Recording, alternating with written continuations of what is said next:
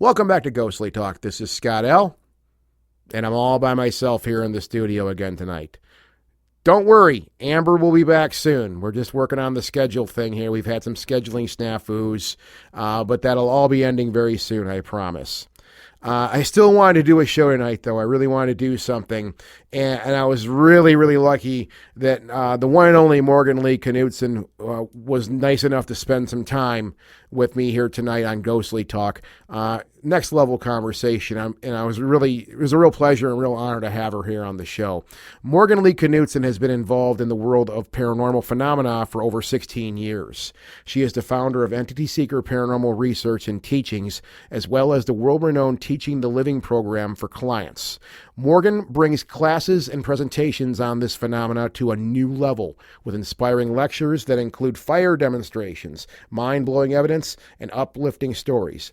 Morgan makes audiences recognize that managing who they are on the inside directly impacts what they experience on the outside, and to re-examine the world they thought they knew. I couldn't agree with her more on that sentiment, and we talk about a lot of that idea, about that headspace, let's say, in the conversation we had tonight. Enjoy.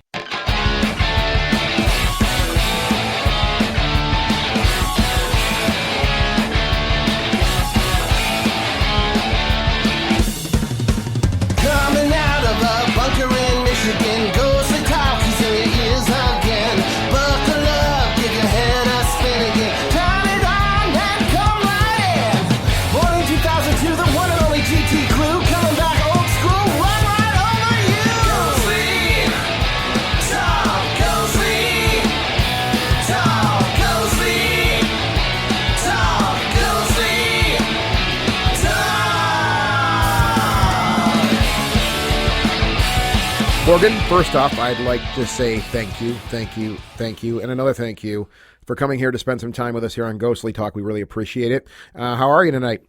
Really good, and I'm really glad you guys asked me. It's always a lot of fun to do stuff like this, and it's great to just meet new people, and so it's awesome. Yeah, it's great to have you here. And you know, the bulk of what we're going to talk about tonight, and I'm looking for, when it comes to the paranormal, and I think a lot of people run into this. I know I did years ago, and every once in a while, sometimes I do run into this wall where you feel like you've maybe talked about or researched or just, brainstormed, whatever you want to call it, everything you can in this field, which we both know is ridiculous because it's a endless pit. Yeah, sure is. I don't mean that in a bad way, but it's an endless pit. But I know it's happened to me over the years where I just have run into play where I'm like, man, is there anything else we can talk about with this thing, right? And that's kind of the reason we started doing this show again years ago, is because, we did realize there's more stuff to talk about. There's more work to be done, I think, right? Absolutely. And, it's funny because I think you're right. I've known so many people in that same boat where they have been really just, they feel like they've just burned out of the subject, or they're burned out of the criticism or something like that. Yeah. And, sorry, I took a shot of water while you were talking. Well, yeah, and burnout is kind of like, I guess what I said was a nicer way of saying burnout. Yeah, and it's very easy to burn out because it's a given. These things I'm about to say, they're all a given. It's very likely that, none of us are ever really going to get any answers to any of these questions we have in our lifetimes. I'm not trying to sound negative, but it very much is a reality, I think. Now, I could be very wrong, and I kind of hope I am. I really hope I am wrong. But I think this could be a quest a lot of us are on that we may not really get some answers from. That doesn't mean it's not worth taking the adventure, though. And that's a given, right? Well, yeah, and I think the idea of, and I think so many people fall into that catch where they think, okay, I'm gonna eventually get it done, and I'm gonna have all the answers. And at the end of the day, there is really no subject that's going to be like that. Yeah. I remember a number of years ago, I had a conversation with a friend of mine because I'm very much an artistic person. I do a lot of fire arts and all sorts of different things. I draw and whatever. And and she really, really wanted to be a drummer. And she had this idea that it was like she was going to get into drumming, and she was going to learn the lessons, take a set of steps, practice drumming, and then she was going to master drumming. And I said, that's you've got this backwards. Like the joy in the journey, and it is the joy in the journey. And if, especially in things like parapsychology and the arts as well, you are never ever going to master it. And the day that you master it, then you've stopped learning. Yeah. So I think people need to take that part out of the equation so that they can actually begin to realize that no, we won't ever get it done, and that is actually, it can be a really good thing. I'm a music nerd. Our listening audience knows this, and that really struck a chord with me, which you just said. And I got a couple of ideas to retort with that. One is the great Neil Peart from the band Rush. I'm sure you're familiar, right? Oh yes. Pretty much, it would be easy to say, and unfortunately, we lost him a couple years ago, which was a very sad day. But even today, as we speak and talk on this podcast right now, I could walk into a room with the right people and say Neil Peart was the greatest drummer of all time, and a lot of people say, "Yeah, you're right. You're totally right." Yeah, and Neil would probably tell you, but I'm not done. Well, yeah, but I'm not done, and that's what made me think about that, because, and it's in one of the documentaries on the band, but it's something I read before they even put it on film. I think it was the record Moving Pictures. I could be wrong. Neil Peart, they had the album written, they had all the stuff ready to go. They're going to go in the studio, record the album, go on the big world tour because they're Rush and they're awesome, right? That's what you do when you're awesome. And Neil went to the band and said, "Guys, I need a year." And they're like, "What are you talking about? We got to go record a record and do an awesome world tour. We're Rush. Come on, we got to go be awesome." And he's like, "I want to relearn how to play my drums. I don't feel like I'm playing my drums the right way." That's it. And that's exactly your point. Of course, the guys in Rush, they're like, "What are you talking about? You're like the best drummer in the world, man." Yeah. But it wasn't good enough for him. Yeah, it's a process, and I know for myself, and within even the realm of parapsychology and whatnot, is that, the more the doors are opened, especially in a lot of the research that's coming forward from so many of the universities and stuff right now. Yeah. There's just so much more, and I think the benefit, or one of the major benefits to the psi research that's going on, is that it is giving us new questions to talk about. And I think as long as people don't stay stuck in the sort of ghost hunter television world that the popular culture has kind of cultivated, there's bigger questions out there, and there's more things that have been discovered that people just have no idea about. So I think once they can kind of remove themselves from the entertainment side, and the entertainment side is great and it's fun, but when you remove yourself from that and you start to look at what's actually been out there, I mean, we've just started to unfold, consciousness and what that is. Yeah. You're 100% right, and you're 100% right on that other point too. And I mean, it's easy to bag on the TV shows, which we've done plenty on this show. Believe me, we have. It's easy, and it's cheap, and it's trite. They're an easy mark. Yeah, it's trite.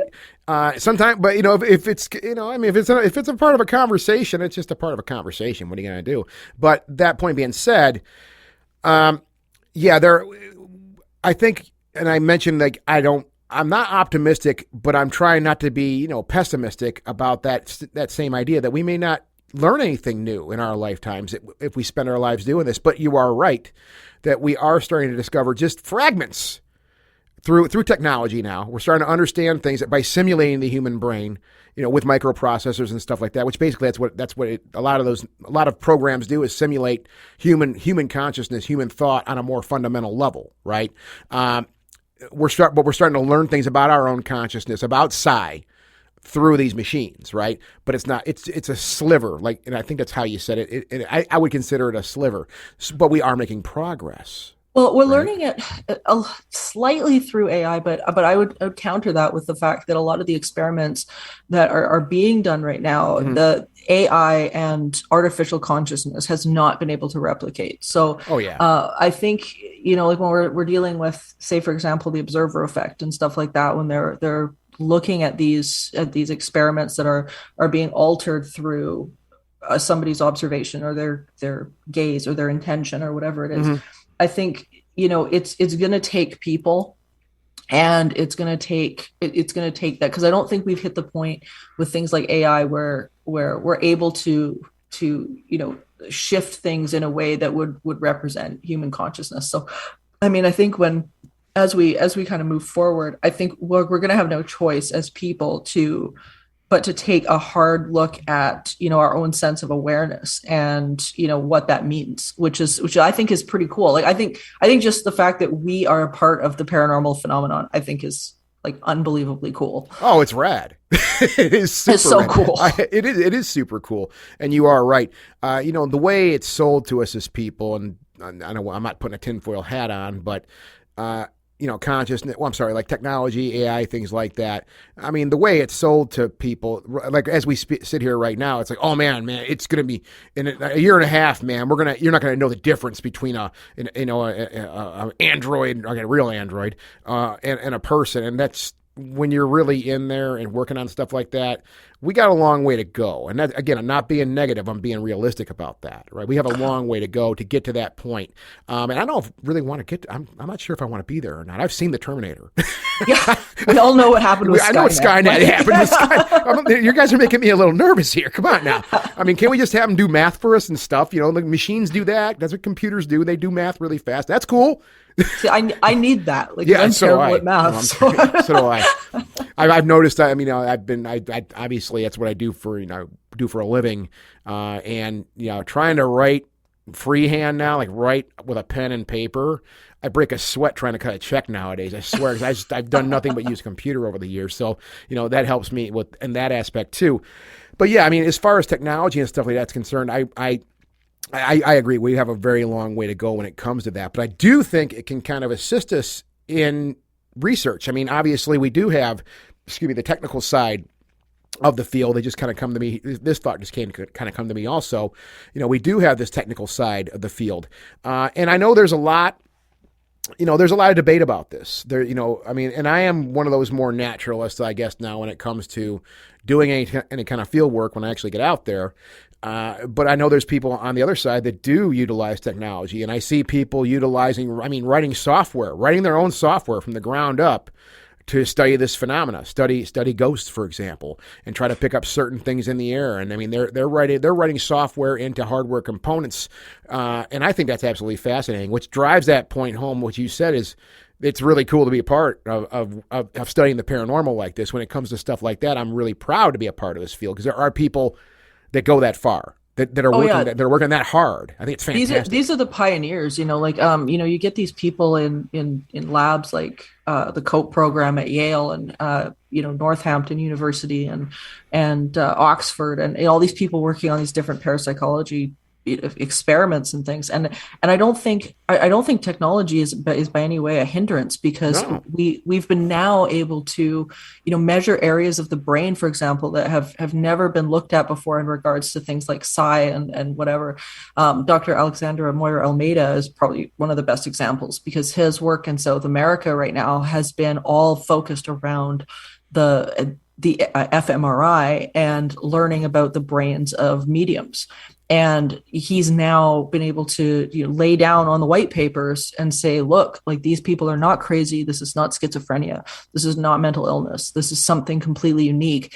And it's people like that are going to push this to the level where more people take this seriously. And it's eliminating, I think, a lot of those stigmas that people are afraid of, where they'll go to a doctor's office or something and say, like, look, I saw my loved one who just passed away. Or normally they would turn around and say, oh, you're just coping badly.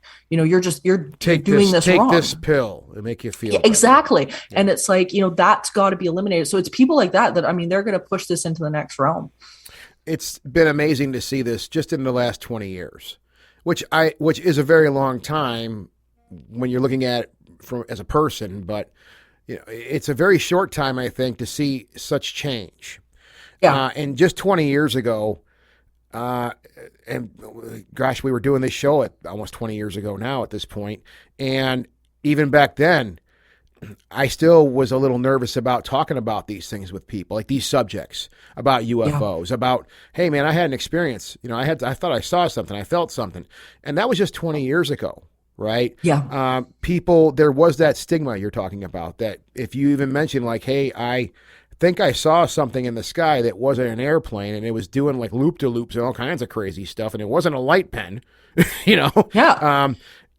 I mean, a lot of people, even 20 years ago, were scared to talk about stuff like that because there was that stigma, and there people are turning around going, look, you're crazy, right?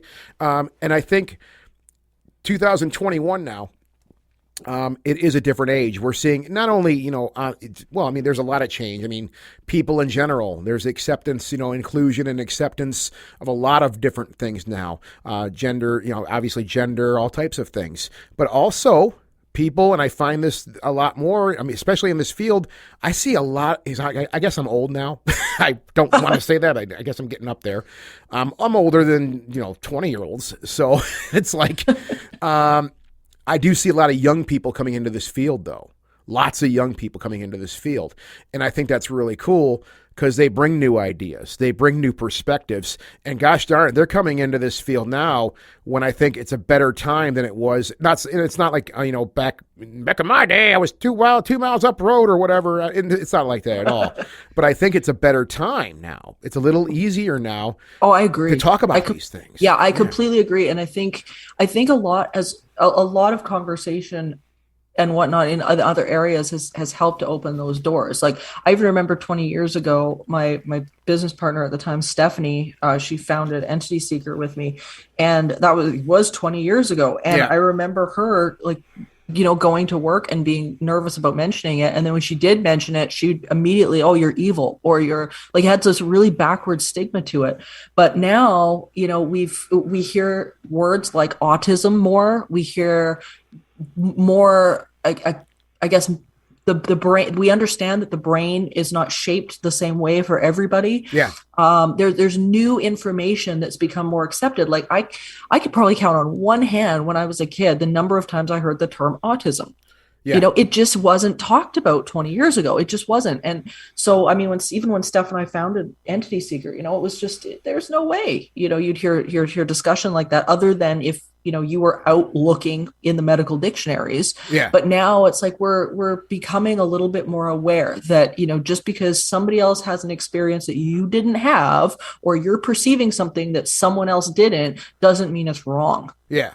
Well, and that's something I heard in an interview with another musician that I looked up to. I mean, I was reading his interview years ago, and it's one of the things this guy said that stuck with me. And he's like, let's talk about the idea of what mental illness is for a second. He kind of went down this trip, and his point really was like, obviously, if you're a danger to yourself and others, I understand that you may need to get some help and kind of be separated from the herd, so to say, right? Yeah. Nobody wants to deal with that.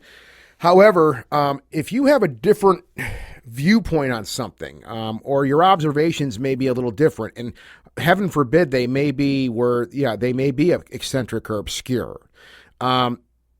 People have been locked up for things like that, having different ideas. Well, I think the sky's purple and not blue.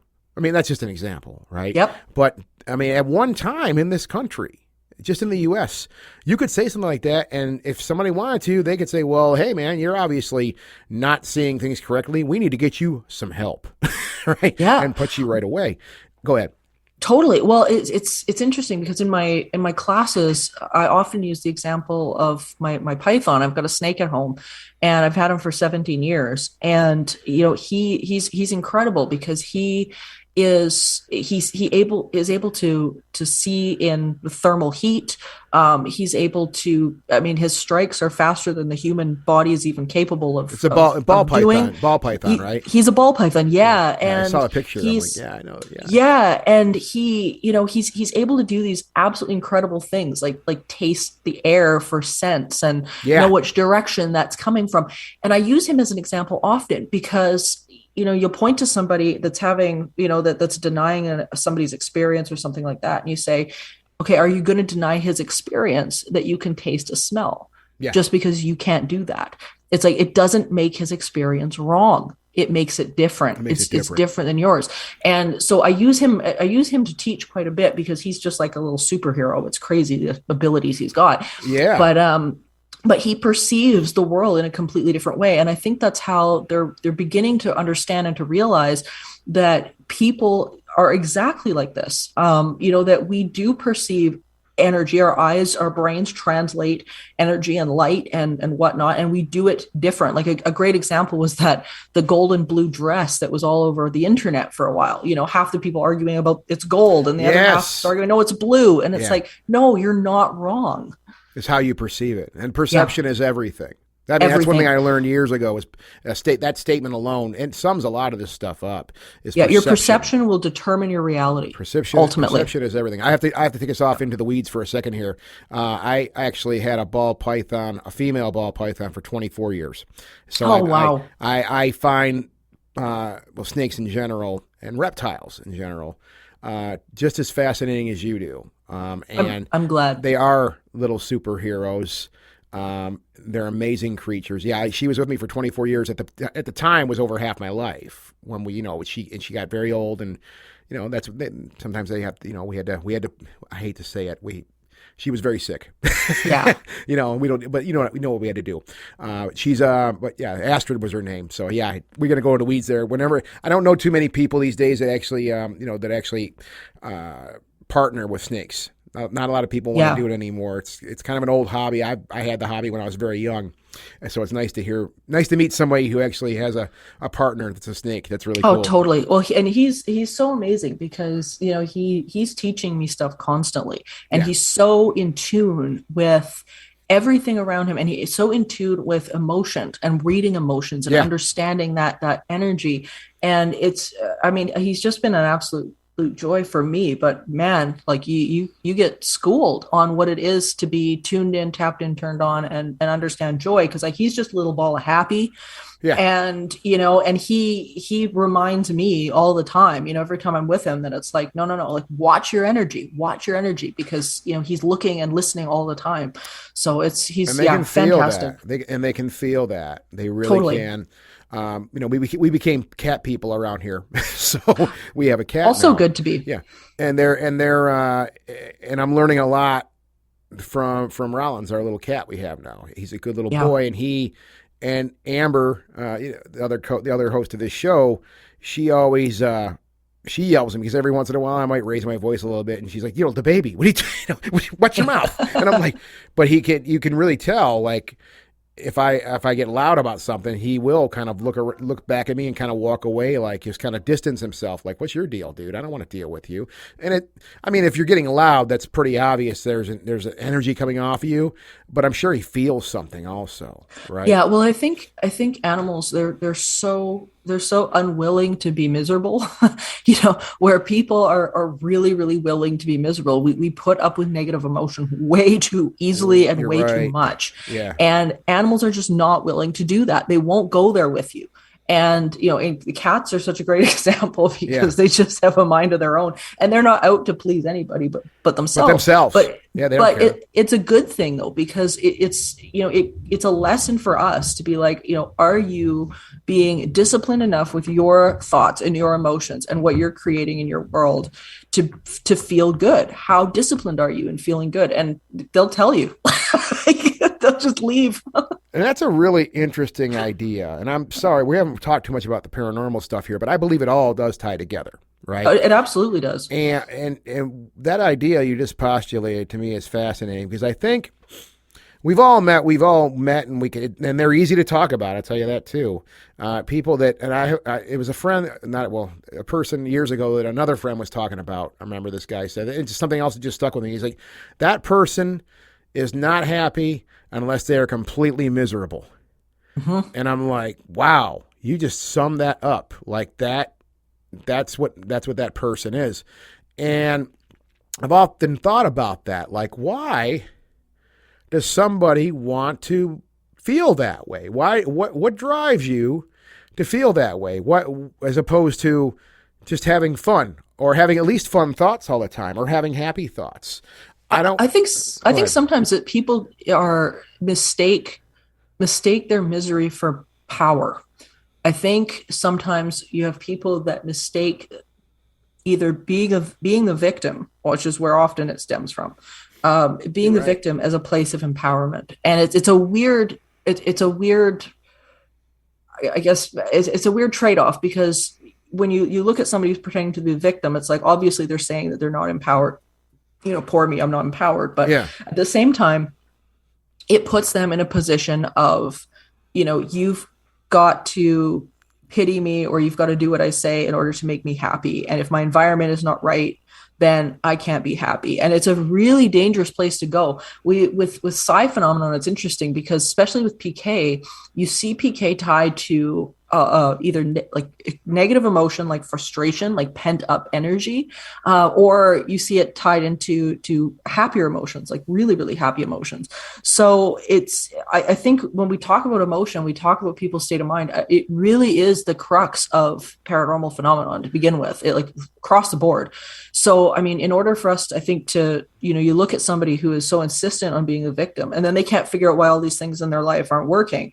And Yeah. I think it puts them in a place where they can check out. It puts them in a place of power to remove themselves from situations that would either be challenging to them, or it allows them to take a backseat in their own life. You're right, and I think that statement, the power, the idea of power, I think that's a big piece of it nowadays. And I'm not going to run down any rabbit holes with that either, but we do.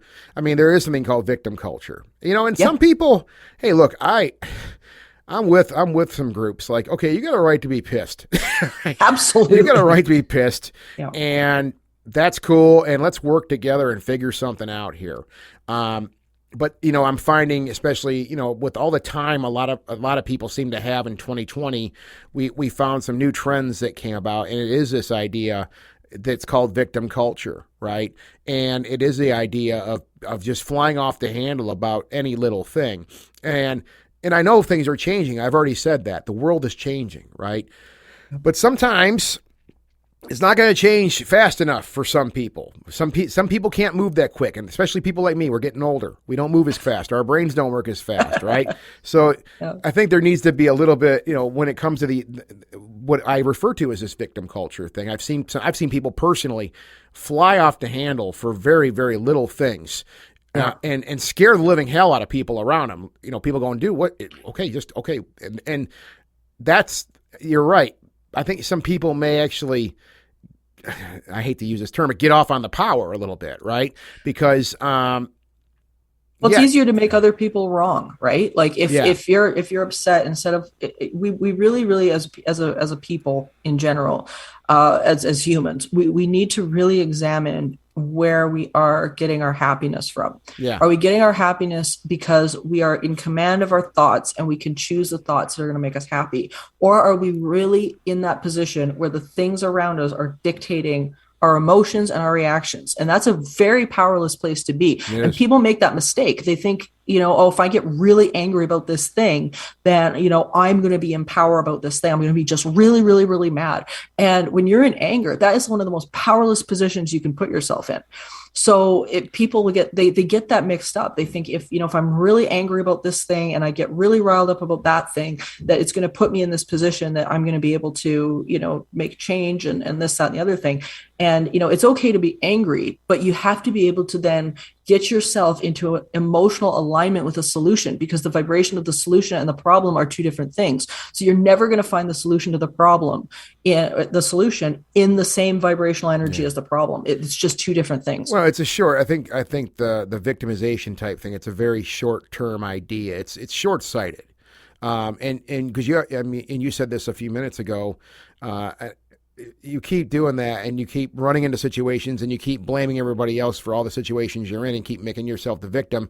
And I've seen it happen. It's just a snowball effect, right? Before you know it, everything's a complete mess, where a lot of times, and I do believe that, it isn't a matter of the situation is not the problem. It's how you respond to the situation, right?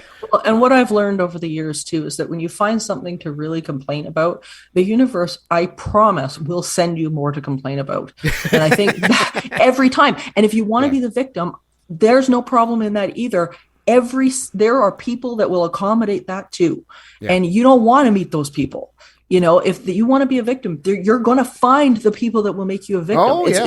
It's not good. And, that's why I think, one of the practices that I would send my clients through and my students and all of that is the process of gratitude. And it's like, you got to find whatever you can and milk it for as much gratitude and appreciation as you possibly can, because unless you can get yourself there, you're going to be ineffective at making any sort of change. I agree. There is the other side of this though too, that I was thinking about also here, and it's different but the same. I think it's an interesting idea. It's something me and another friend, we talk a lot about this, and it's the idea of being voluntarily uncomfortable, right? And I don't know if you're familiar with it. I'm sure you are. It's just about putting in work. That's all the idea is, you know what I mean? Yeah. And it's one of those things also, I think it does tie in with this other idea, where like this idea of how you respond to things and playing the victim. A lot of people, that's what we refer to it as, is this idea of being voluntarily uncomfortable. And yeah, kind of sucks. Not that much fun a lot of times.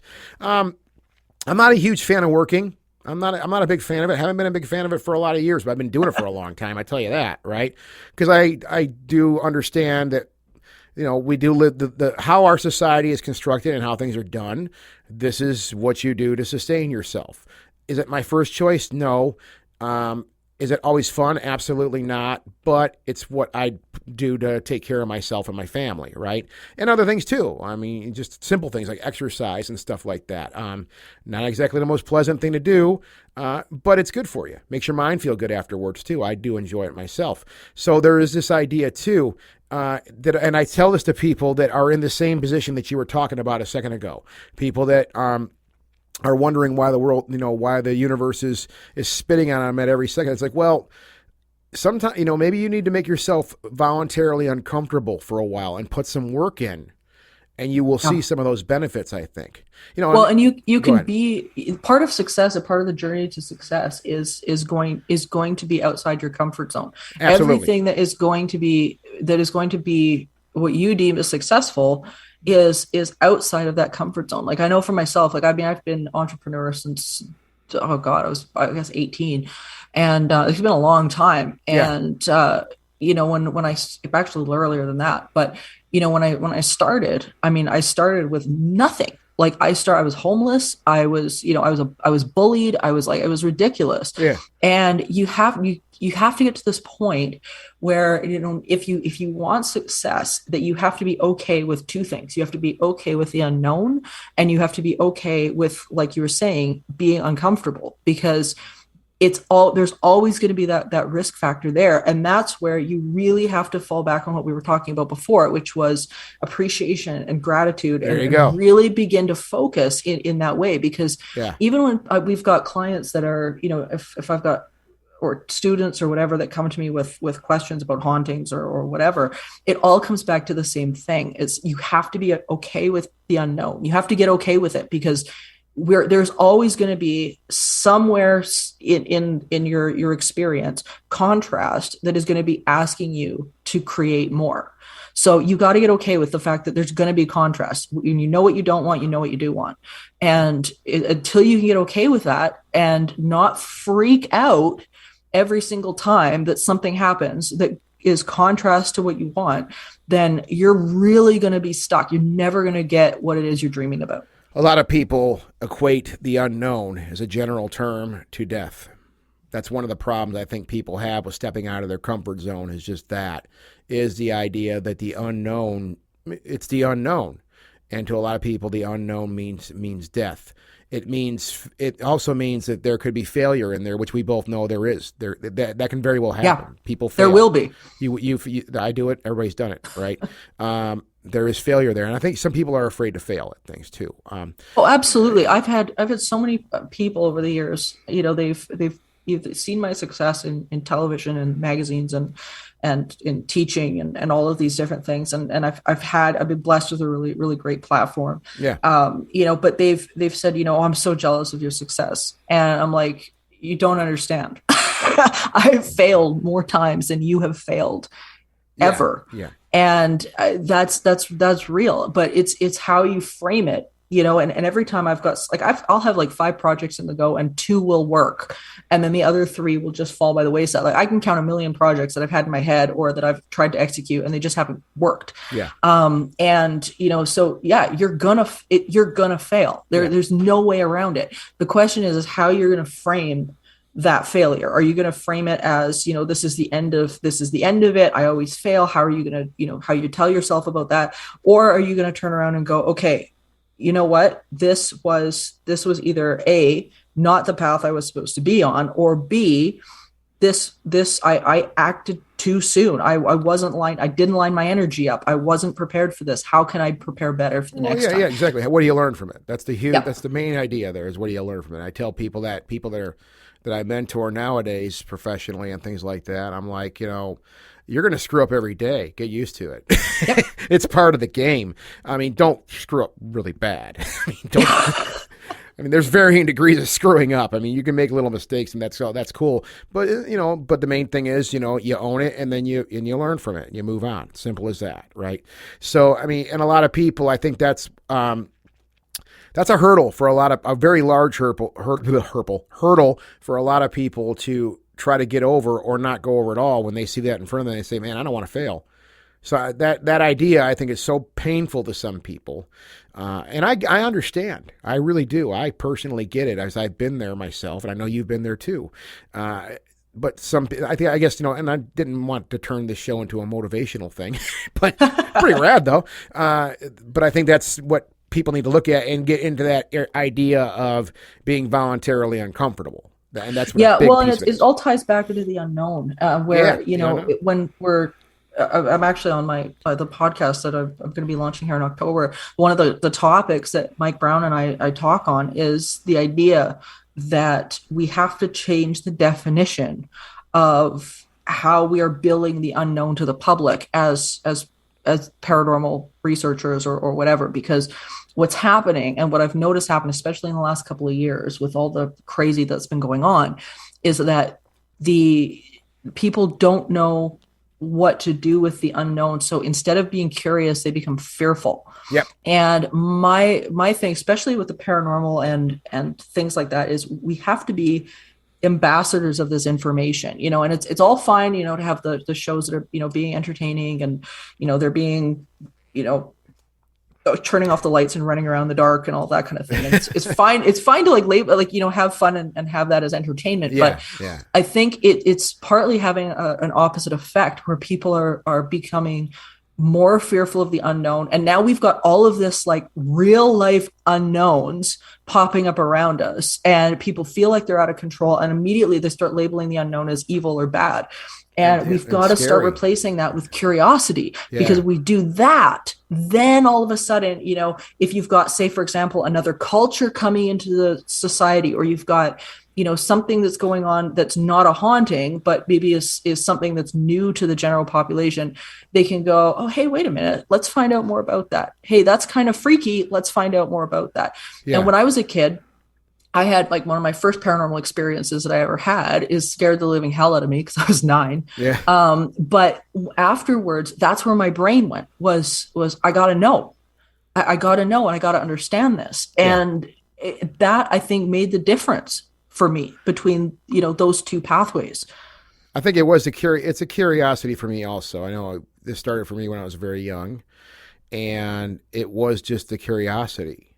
And I think that's one thing that people, let's say, and you mentioned the unknown, and it is teach people to be more curious. I think at one time I think a lot of the greatest things that people have created or invented were because someone was curious about something, right? Or maybe they made a mistake or something like that. But it usually comes from the idea of being curious about something and wanting to explore a certain headspace of something, right?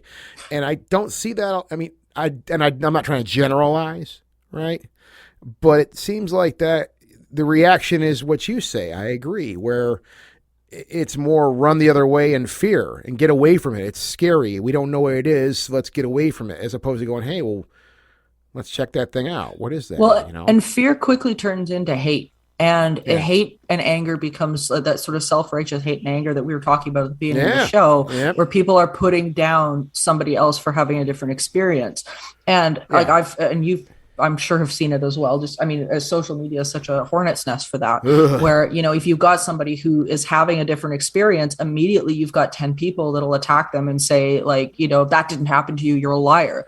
Yeah. And it's like, hold on a minute. Like, everybody is creating their own reality at the best of times. Yeah. So, we can't have that way about us. But at the same time, we're sitting at this I think crucial point in humanity and understanding, where we've got to really start to look at, this. We really do create what we expect, and we got to take a hard look at our paradigms and a hard look at our expectations, and that's ultimately what's going to determine, the reality that each individual is experiencing. It's not going to ever be a blanket reality. There are certain pieces of reality that everybody can agree on. Yeah. But it's not a blanket reality. And I mean, hell, the scientists can't even determine, necessarily time, right? Like, we're not even agreement on time yet. Like, we're talking about linear time, nonlinear time, we're back there scientifically. So the idea that everybody is having the same experience is just crazy to me. Well, the problem we have with reality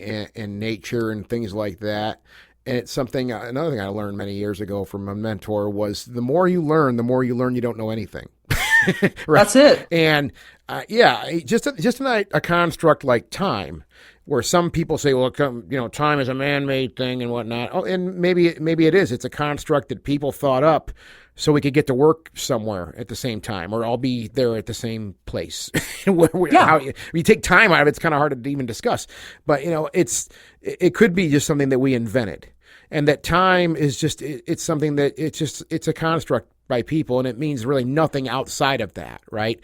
And we know that time speeds up when we're having a good time. Time actually slows down when we're not having a good time. You feel it. You feel it. You feel it's it, and painful. it's measurable. Yeah. So, I mean, the idea that time is linear, I mean, it's just simply not true. And I mean, like you were saying, we need some sort of a system so that I can show up and talk to you on an interview. Well, that's how we got here today. I mean, what time you want to do? Okay, great. Sounds good to me. All right, great. And I mean, that's how we got here. I mean, so it's a very useful tool that was built. Completely. It's fantastic. It's a tool. But it's a tool. It's a tool. And it may not mean anything outside of how it was originally designed. I mean, that's just my point, right? I mean, time itself, we do know that, relativity and things like that, there is this idea that time as we know it can speed up or slow down depending on how fast you go, depending on gravity. There's a lot of things that go into that. So the whole point of this really is the more you learn you don't know anything. Well, and it goes back to what we started talking about originally, which is, these people that feel like they've hit a dead end. That's exactly what I'm talking about. Paranormal. And it's like, we just haven't. There's so much. And as soon as you start digging into it, like there was a recent edition of The Advances of Parapsychology. The 10th edition just came out this past year, and it was phenomenal textbook. And it's definitely not light reading, but it's so brilliant, and it's so mind opening, and we've come so far. I think so much further than what people really understand in terms of what they're seeing on television. They're beginning to understand how mediumship works. And it has to do with things like memory cells and quantum physics, and it's crazy the amount of information that is now there that people say, oh no, it's just all nuts, and we haven't explained it yet. Well, no, it's there. Like, it is there, but people aren't going far enough and stretching themselves far enough to actually get into this and realize that a lot of this stuff is now being not only theorized but worked out in the labs and things like that. And I think phenomenal. By nature, you said nuts and bolts, and I think by nature people just want psi research, ESP, things like that. I want to understand it on a technical level more than anybody does. But I frankly don't think at this point, maybe, and again, this is all theoretical what we're talking about here, but I think it's not going to be that simple. I've been saying this for a while now. ghosts, let's just talk about ghosts, for example. They may just be a force in nature that we simply just cannot understand yet. Maybe we'll find some way to understand it down the road, right? But I mean, to try to understand it on that nuts and bolts level, like you try to understand how a car works, I don't think it's that easy. I don't think it's that simple. No, and I think you're right, and I think too people have negated the power of our own mind, our own ability to produce psychokinesis. Like one of the big things in the advancements book that really caught me was the discovery of just how PK works and how it can be how it can store up in objects and how the decay effect applies. And there's so much now that they know about our minds and how how this is possible. Yeah. And how that's working. And, I think for me, that's some of the most amazing stuff. And then of course you get into things like, apparitions and stuff like that. And I mean, sometimes it feels like we're still back at square one. It does. It does, because obviously you cannot predict any of this. And that's always been the big thing. I mean, and I know I've been here before where I've been with people like, well, I thought I was going to see a ghost tonight. And I'm like, it don't work that way. No, there's not that we can't predict anything. It's still, and that's to your point. It's still at that point in some areas where there are a lot of amazing things happening right now. A lot of amazing research is happening, but we're still, in my opinion, still at that point where we can't predict anything yet. It's still, if you happen to see something or get something on film or maybe record something with some audio, fantastic. But it's nothing you can predict. It can't be repeated in the lab, let's say. Right. Yeah, well, and what's interesting, I think what people don't understand, and especially a lot of skeptics that like the militant skeptics that really don't understand that their own state of mind is dictating the experience that they're having. So the people that are in resistance about it, that are turning around and saying, well, I don't believe it. I want to see it before, I'll believe it when I see it. Yeah. You've got it backwards. You have to believe it and then you're going to see it. Yeah. You have to be in a state of allowing. Like statistically, most apparition appearances or paranormal experiences happen when people are in a state of least resistance, whether it's watching TV or they're doing something monotonous, and they've let go and they've let their mind go enough, and then something happens. I had an incident actually just recently at my place, and that's exactly what happened. I just came out of meditation and I heard something in my living room that was moving that shouldn't have been moving. And it was so cool, but it was one of those things where, I completely understood why it happened when it did. And so these people that come into this and they think well, I don't really believe in this and this is stupid and blah, blah, whatever. And it's like, okay, you are literally denying yourself the option when they do the Gansfeld experiments and things like that in the labs. Yeah. One of the first things they do is they get people into a state of meditation. Usually they use either something like hemisync or they use like water sounds or something like that. But it's the people who statistically do really well in receiver experiments or Gansfeld experiments or anything like that are the people that come in who are a little more outgoing. They're open-minded. They tend to be, personally kind of happy people. Yeah. They're positive. They're open-minded. There's a specific set of personality traits of people who do really, really well in these experiments. And the people who come in and are like, this is stupid, or I don't believe this is going to work, typically do really poorly. Yeah. So even in the lab, you're looking at a very specific set of characteristics, and you're never ever going to get the experience you want if you don't believe you can have it. Yeah, I mean, and that can be repeated, which is a cool thing. Right. Yeah, absolutely it can. And consistently. Yeah. And it's all, and that's goes, to me, it all goes back to perception. And it's all goes back to perception. Perception is everything. I do want to talk, I'm sorry, I hate switching gears so hard, but I'm having so much fun talking about this stuff. I did want to talk directly about Teaching the Living. It's a program, it's your program called Teaching the Living, which I think we probably have talked about some of this stuff already, but I want to hit this head on now. Teaching the Living, obviously, let's talk about the programming. What's it about without giving too much out there, I guess? Yeah, so the idea was when Steph and I first started Entity Seeker Research and Teachings, we began to notice patterns with the people that we were talking with and the clients that we were taking and whatever. And we began to notice something really specific, which was the people who were getting the negative phenomenon and the stuff that they were like, I can't live with this.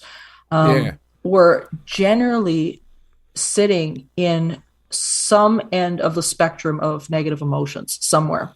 And not to say that they were always having a bad day, but they were predominantly hanging out in one of the emotions of that emotional spectrum. And when we noticed the people who were getting the things that they really wanted, like experiences where they were getting visits from loved ones, or they were just having a lot of fun with it, like the stuff that was happening to me just recently, things that were like really cool, really fun. And they were generally, in the happier end of that emotional spectrum. Like, it wasn't that they were, never having a bad day, but they were processing that bad day. They weren't hanging on to it, and they had an environment and a life that set them up for success in whatever was going on. And when we realized that, we realized there was such a direct conversation that was going on between the energies around us and what they were creating. And we sort of designed this example of a radio dial. And we began to realize that our lives and our experiences, both in the paranormal and in real life, are very much the same. Where if you're dialed in to, say, the emotion of anger, most of the time, you're going around just you're pissed off, you're frustrated, and you've got stuff going on in your head all the time. Yeah. The energy that you're tuning into, the experiences that you're tuning into, will reflect that in almost a mirror type fashion. And it's not that people are going around thinking, well, I'm so angry, I'm going to have a horrible haunting in my house. That's not what they're thinking, but they're tuning into the experiences that match that energy.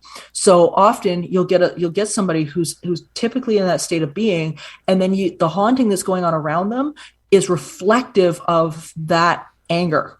And it's really interesting. So what we realized was that the object of the game had nothing to do with the haunting itself. It really didn't. The object of the game was to get people to understand that they have to tune in to a new signal. So if you think about it like a radio dial, you're tuning your emotion into a new channel.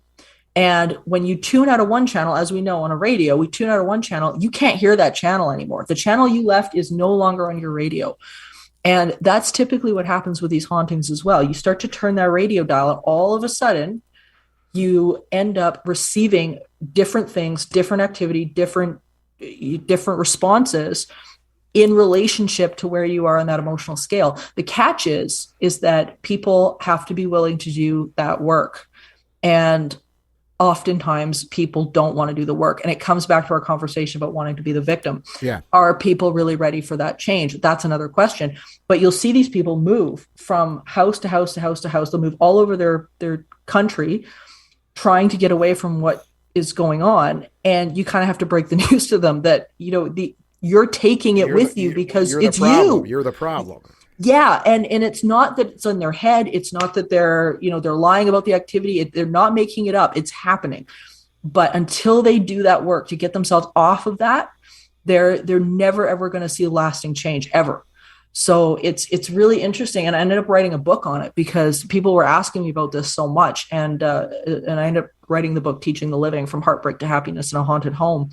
And because it's such a crucial understanding of how this stuff works. It really it ties right in with what we were talking about earlier. I guess this wasn't as bad as I thought it was. I thought we were just in the weeds the whole time we were talking here, but not at all. It all does tie in, and you hear about these hauntings to get direct. I mean, you hear about that specifically. You hear about people that they do go from one place to another place, and they keep experiencing the same phenomena, right? And sometimes it'll come down through families where people will say, well, my grandmother experienced this, my mother experienced this, and now it's me, we must be cursed.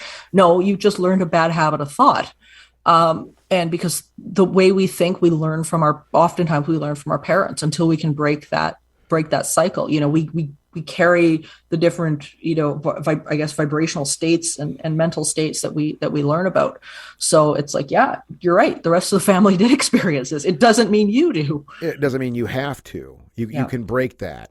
I guess the question I have, and we could probably talk about this for another 4 hours probably, is, I guess, what are some of the ways, if you know of, that you can retrain yourself, I guess. This is easier said than done, I know that. right? It is. And the first thing is you've got to be willing to do the work. You've really got to be ask yourself, are you that sick and tired of what's going on that Yeah, you are sick and tired enough of what's happening that you're willing to change? Because there's a few stages to readiness. And unless you're in that final stage of like, I am so sick and tired of myself that I'm willing to do whatever it takes. So I think that's really the first thing. And then the next thing is to really take a look at are you living what you want to live? If you could wave a magic wand, what would your life look like? What would you be doing? Would you be picking up painting again? Would you be going for more walks? What would you do? What can you do right now to do the little things to start to improve that? yeah, I do a lot of journaling, like a lot of journaling, but I think people often they journal the wrong way. They journal how much of a bad day they've had. They'll pick up their journal and be just like, I had like the worst day, blah, blah, blah, blah, blah. And all you're doing is creating momentum with that. You're putting more energy into what you don't want. And what we resist persists. So we can't do that. And so oftentimes it's just a matter of sitting down to start the process is to just find 5 things to be appreciative of, just 5 things. Do it every day. Hold yourself accountable to 5 things every day. And you can slowly start to retrain your brain because if you know you're going to be accountable for those 5 things at the end of the day, you start looking for those things as you go through your day. yeah. And then your list gets a little bit longer. But there's little things that you can slowly start to do that will shift your emotional center. But ultimately it's really a matter of how tired of you are that you're living this way, and at what point are you going to choose happiness, because your environment is not going to change before you do. You've got to do it first. So you will see different once you start doing the work. You can't start relying on external circumstances because you won't get it. No, you won't. And I mean, that's to me a great plan, even if you aren't experiencing a haunting or something like that. It applies to everything. It applies to everything. It's just a healthy way to live. Do more things. I mean, do more.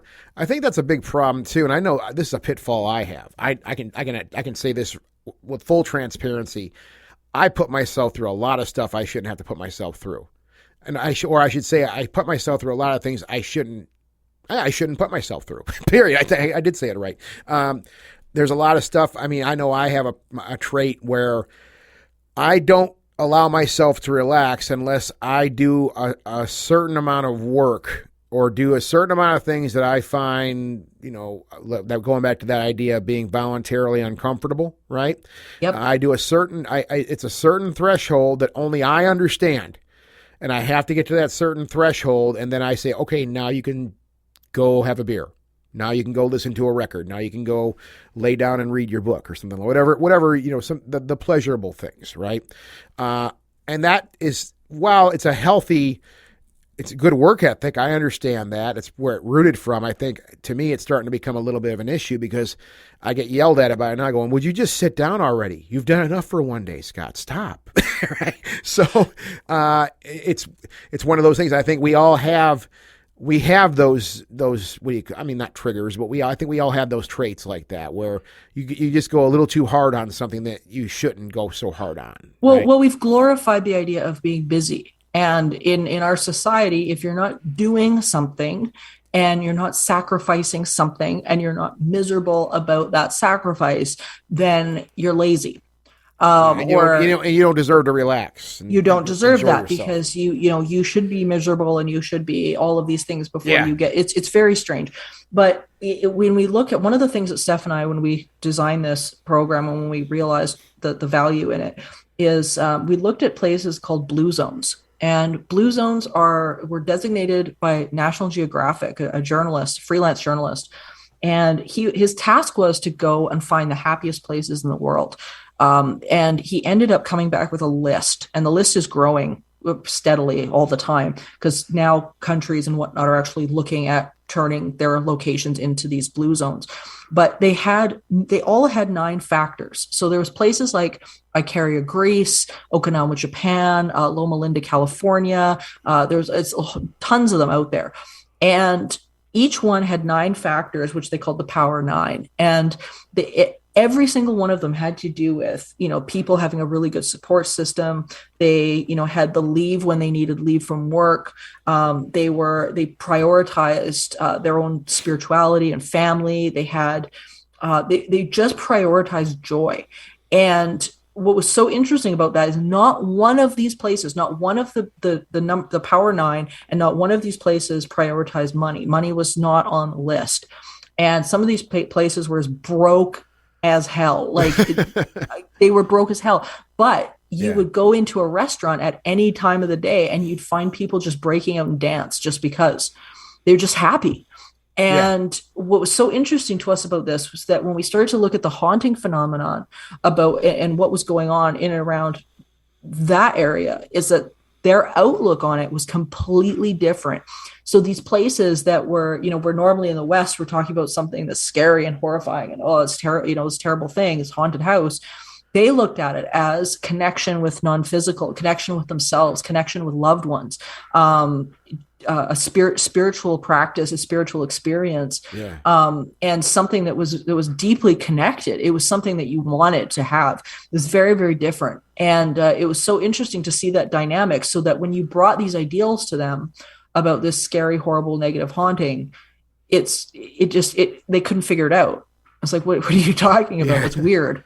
And so you could see just in those cases, the dynamic difference that, state of mind makes, and that's your perception again. Keeps falling back to perception. We perceive it one way, they perceive it a different way. It sounds like they don't have that pressure. I think, and you're right. I think especially in the U.S., and I've heard this from plenty of people from all over the world, people I've worked with, friends of mine, and they all say the same. They're like, you guys work too damn hard over here. You guys just work too damn hard. Why do you guys put yourself under so much pressure all the time? Why are you doing this to yourself? You guys wonder why your relatives are dropping dead before they're 65. Well, because you guys are just putting all this stress on you all the time. You guys need to fix that. What's wrong with you guys? You're right. We do that to ourselves. We do. And I mean, I can even count like when Entity Seeker was really getting going, I was contracted to write a classroom for this sort of moving class on a tour bus, and we were going to these different haunted locations, and I was teaching at each of these locations. It was great. Yeah. And what was interesting is like I was paid well for it at the time, and even my ex and his family, they saw me as lazy because I only worked on basically the weekends, because that was when people wanted to do this stuff. Yeah. And but automatically it was you're lazy. And I'm like, this is entrepreneurship, and I'm working all the time on the business and the business. This isn't a 9 to 5 thing. It's not. Yeah. But because I was pursuing what I wanted and pursuing my passion and what I was looking towards doing, immediately it gets labeled as you're lazy, because you're not sacrificing and miserable. Well, that's another thing. That's another thing we frown upon here in the U.S. too. And I mean, I'm not bagging on my country. I love where I live, but we do have these issues. Another thing we have an issue with also is art and pursuing your own thing or trying to do your own thing. In Europe, I know the art is embraced just as much as it was, 300 years ago. They still feel the same way about it. It's something that's supported. People can make a living on being an artist in Europe. Not everywhere in Europe, but in many places. In the U.S., we both know. And Canada, too. We're the same boat. Yeah, Canada, yeah. It's no different. Art is this thing that it's supposed to be a hobby. Yeah. This is a hobby. This is what you do when you get done putting your 70 hours a week in with us, right? And this is what you do. This is a hobby. This is not something that you should be trying to make money doing. Are you crazy? And we both know that there are a handful of people that make a living doing it, but proportionally, it's very small. It's very small compared to the rest of us that, I play music on the weekends because it's fun. I enjoy doing that, right?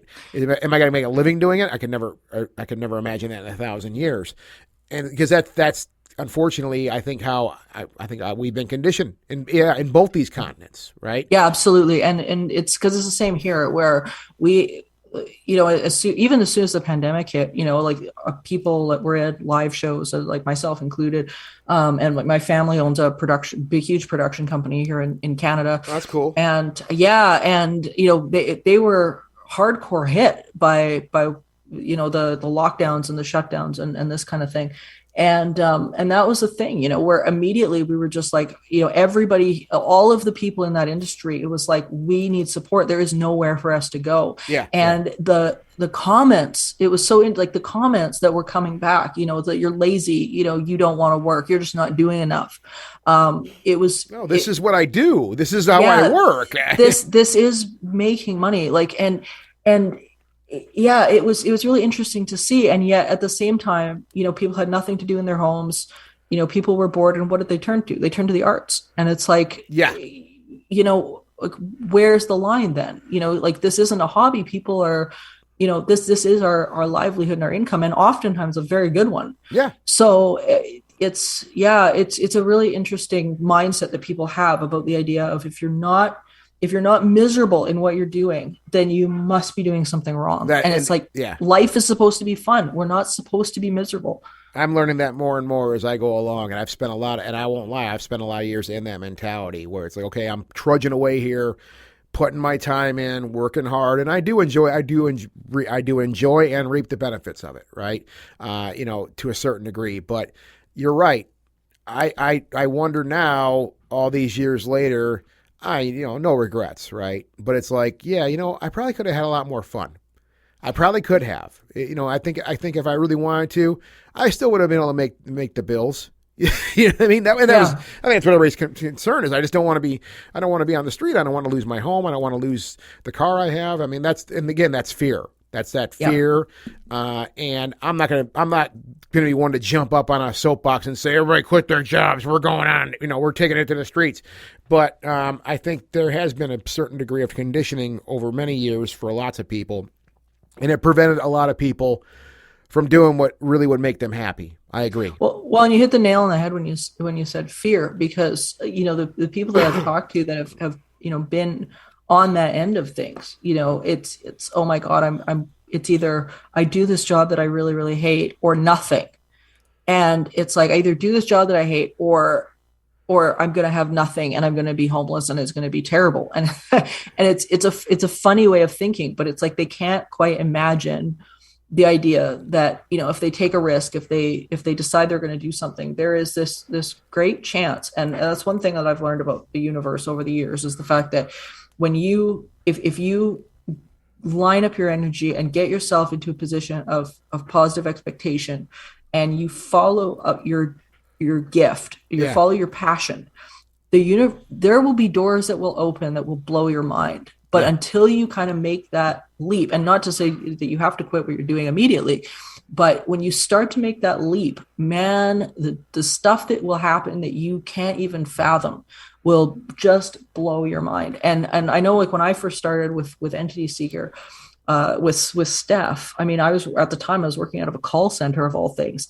And I was in my off hours, which were not many, because I was working about 12-hour shifts. Ugh. And it was ridiculous. And I had no place to live, and I was living off at one point a friend's couch. So I would be doing these 12-hour shifts, and I would get home, and I would get, I would be like, okay, I've got to work on this. I have to know that this is happening. And I made the decision very early on that I was like, this is what I want. This is what I'm going to do. This is what I want. I'm not going to accept anything less than that, because I'm sure as hell not going to be at this call center for another 2 years. Yeah. So this is what's going to happen. And that decision, let me tell you, put the laws of the universe on notice. Yeah. And stuff started to happen. And lo and behold, it wasn't long before we got our first front page on the Edmonton Journal newspaper. And then, we picked up a little local television show, and then we picked up, and all these things started to snowball and happen. And, it was really, really interesting. But it's like, if I hadn't have taken that leap, even though I was on like no sleep, and, I was freaking out because I was trying to find a place to live and all this stuff, at the same time, it's like, it comes back again. How willing are you ready? How willing are you to change? Are you ready? Are you sick and tired enough of where you are to go to that next level? and only the person can answer that. You just have to walk through that door. Yep. I totally know what you mean. I've been there, and I think a lot of people have. Some people do walk through the door, some people don't. That's the difference, right?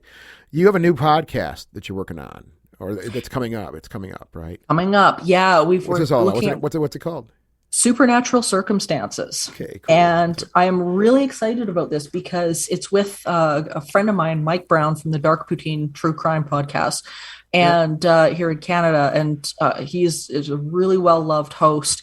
And I couldn't ask for a better business partner in this, because he's got this really, really great, open mind and inquisitive mind. And we want to be able to bring cases and bizarre happenings in the universe and not only talk about them with our audience, but give the audience practical applications, practical tools, and get them wondering about the universe in a brand new way.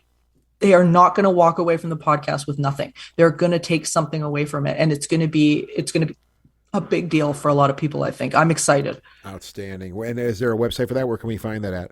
Right now, the best place to go, we're collecting people on facebook.com/supernatural circumstances. Excellent. And it will be available in October on every major podcast platform. So if you can find it on iTunes, Spotify, everything. Excellent. Cool. And where can we find you at directly, Morgan? You could find me at entityseeker.ca. Is my main website, entityseeker.ca, as well as facebook.com/entityseeker. And of course, I'm on Twitter. And all my classes, or a lot of my classes, including my spiritual healthcare series, is on youtube.com/entityseeker. Morgan, I can't thank you enough for spending some time with me here tonight. I hope you enjoyed our conversation. I know I did.